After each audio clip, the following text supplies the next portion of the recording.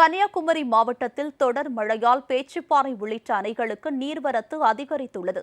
திற்பரப்பு அருவியில் தொடர்ந்து காட்டாற்று வெள்ளம் ஏற்பட்டுள்ளது. கன்னியாகுமரி மாவட்டத்தில் பெய்து வரும் தொடர் மழை காரணமாக அணைகளுக்கு நீர்வரத்து அதிகரித்துள்ளது. 48 அடி கொள்ளளவு கொண்ட பேச்சிப்பாறை அணையின் நீர்மட்டம் 43.92 அடியாக உள்ளது. அணைக்கு வினாடிக்கு 8800 கன அடி நீர் வந்து கொண்டிருக்கிறது. 6500 கன அடி உபரி நீர் திறந்து விடப்பட்டுள்ளது. இதேபோல 77 அடி கொள்ளளவு கொண்ட பெருஞ்சாணி அணையின் நீர்மட்டம் 75 அடியாக உள்ளது. அணைக்கு வினாடிக்கு 3500 கன அடி நீர் வந்து கொண்டிருக்கிறது. 1000 கன அடி உபரி நீர் திறந்துவிடப்பட்டுள்ளது. இதனால் குடித்துறை தாமிரபரணி ஆற்றில் வெள்ளப்பெருக்கு ஏற்பட்டுள்ளது. இதனிடையே திற்பரப்பு அருவியில் தொடர்ந்து காட்டாற்று வெள்ளம் ஏற்பட்டுள்ளது. இதனால் 500 கிராமங்களில் வெள்ளம் சூழ்ந்து மக்கள் தத்தளித்து வருகின்றனர். அருமனை அருகே மாடப்பாடி பகுதியில் கோவில், குளங்கள், சாலைகள் அனைத்தும் காட்டாற்று வெள்ளத்தில் முழுகின.